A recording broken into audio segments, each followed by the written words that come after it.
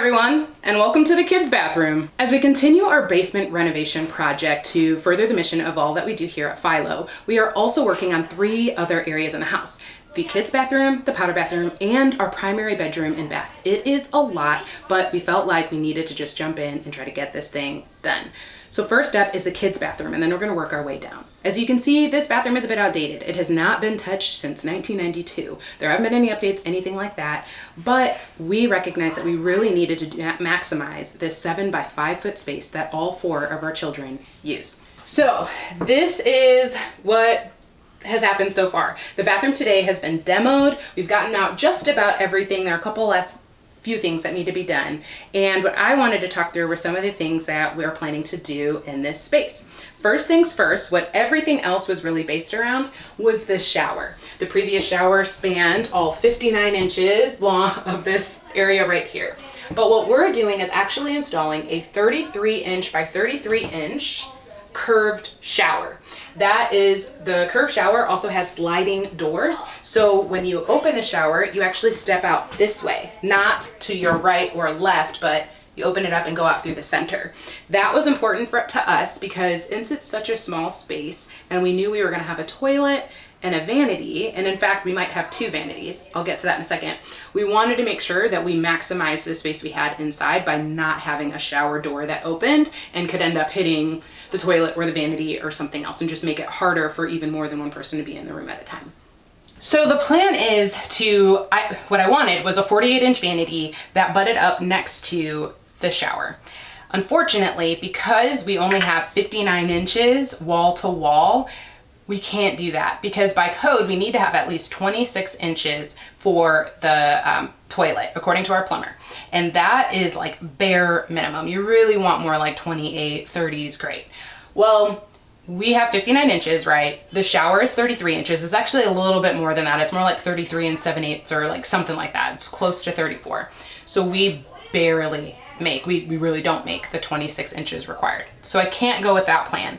So as I went back to the drawing board and tried to figure out a new space plan that would work for 4 kids that are gonna use this, and my oldest is only 10, and so I'm imagining long term. Sure, they use other bathrooms, they're in our bathroom all the time, but I wanted to still think, okay, long term, you need this to grow with them. What would be best functionally today and would also be helpful later? So we decided take the tub out, give a little bit more space, and instead put a shower, because that's mostly what they do anyway. And if they want a tub, we'll have one in our bathroom so they can use that. But I also was thinking about the vanity because, again, they have one, and I'm thinking today and also 5, 6, 8 years from now, what would be helpful? And so what we're thinking is that we could actually fit 2 20-inch vanities. So the one that was in here was 24 inches. I'm thinking, what if we go down to 20 and do freestanding sinks so that you can get at least the airiness underneath? And the reason for freestanding is because we don't actually have to have storage in this room because this bathroom is right next to a linen closet.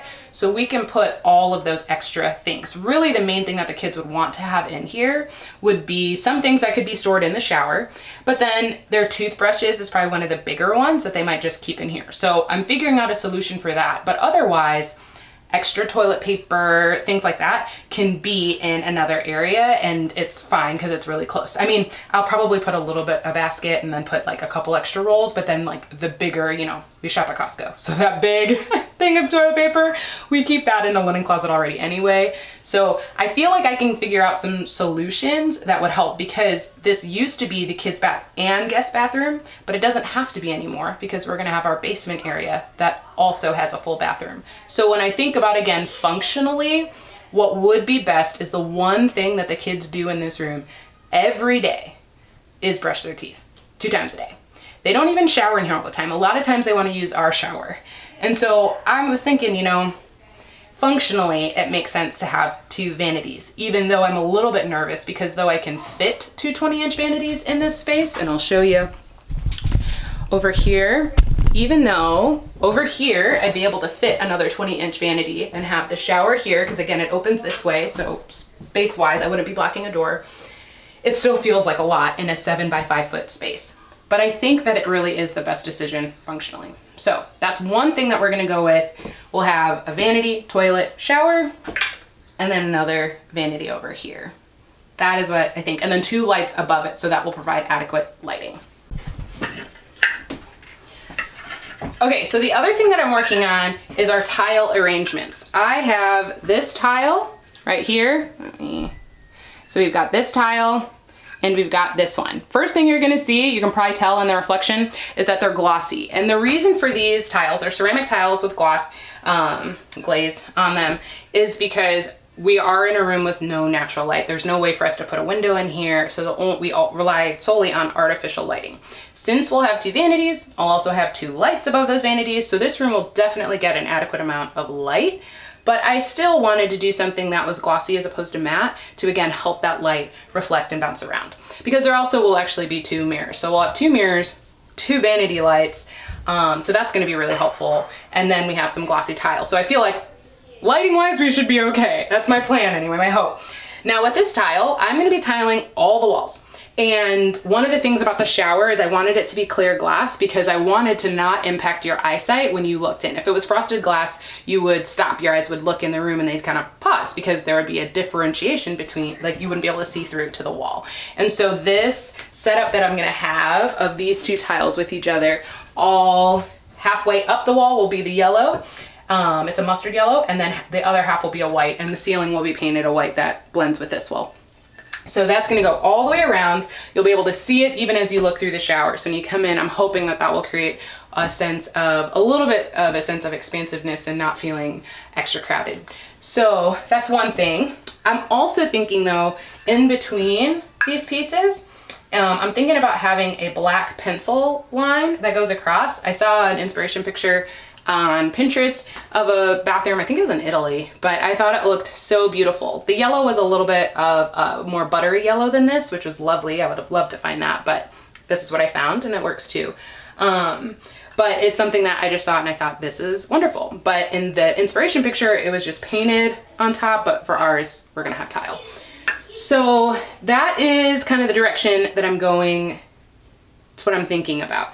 I have to make a decision very quickly because as you can see, this is already demoed and they're ready for us to get things going. So we already ordered the shower. I have to get the vanities pretty quickly. And then the toilet, I found it, I sourced it, but I need to order it. And then we'll really like be moving on this stuff. So I'm very excited to see what comes. But I did run into one hiccup, and that was that this piece right now, I found this at Floor and Decor, both of these. This is not, there aren't enough pieces for me to order. When I tried to order them online, there weren't. So I'm gonna give them a call before I make my final decision, but there weren't enough pieces that I need to put this 4 feet up the wall all the way around the perimeter.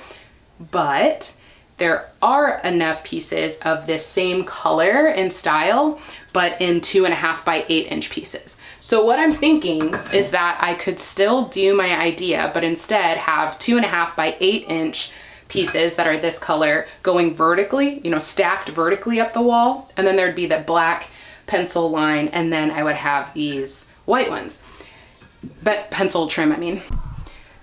This white one is actually 5 inches at the bottom. So if I did the 2.5 inch pieces, I would be able to fit 2 of these pretty well. Now, if there's a black pencil trim, that's still relevant, not as much, but it's a thin line. So I think it would still, you'd be able to tell that pretty well. And I just like that it would look so good. They're just fitting under each other equally.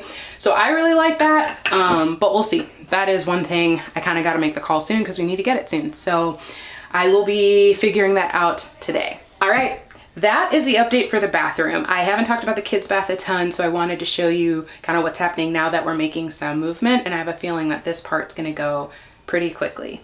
When I think about design with hospitality in mind, and I'm thinking about this room in particular, which is different than the basement. The basement, we're very much about, you know, it's very others-centric, whereas this room is very family centric. This is the bathroom that my kids use.